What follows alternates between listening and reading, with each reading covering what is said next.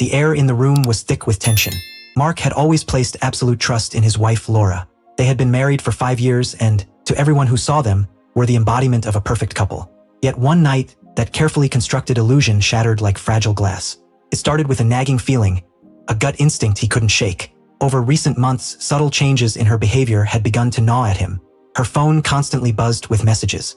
Late-night work calls dragged on unnecessarily, and she seemed increasingly distracted. First, he brushed it off.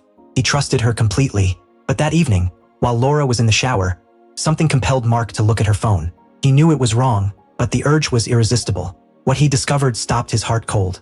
A message, clear and intimate, for him to see. "I can't stop thinking about you, baby. Let's make it happen tonight." It wasn't from him. It was from someone named Adam. Mark's hands shook as he scrolled through more messages, each one increasingly personal and revealing. His wife, the woman who had sworn loyalty, had been seeing someone behind his back. His mind raced. Who was Adam? How long had this been going on? Why hadn't he noticed sooner? Questions swirled, but one truth crystallized.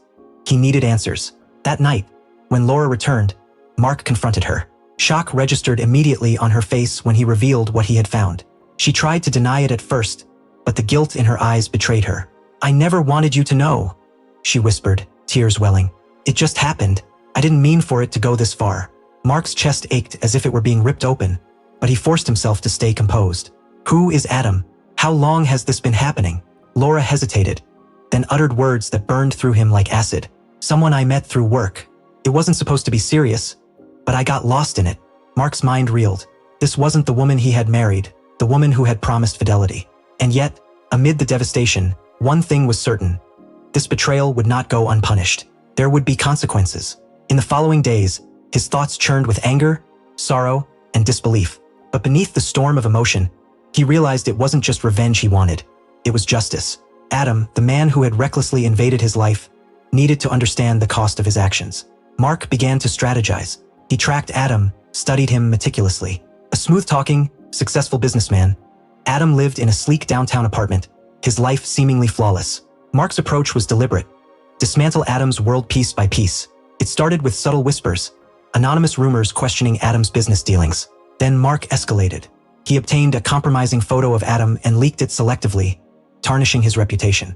He orchestrated situations to reveal Adam as a cheater, not only with Laura but with business associates. Lies, shady deals, and deceit emerged, and Adam's empire began to crumble. Mark didn't stop there. He targeted Adam's personal connections, turning friends against him and isolating him. Murmurs of betrayal haunted Adam, leaving him exposed and vulnerable. The final confrontation arrived on a cold, rainy night.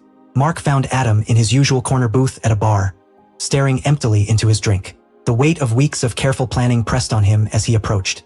"Adam," he said, his voice low but steady, "you've been a thorn in my life for far too long."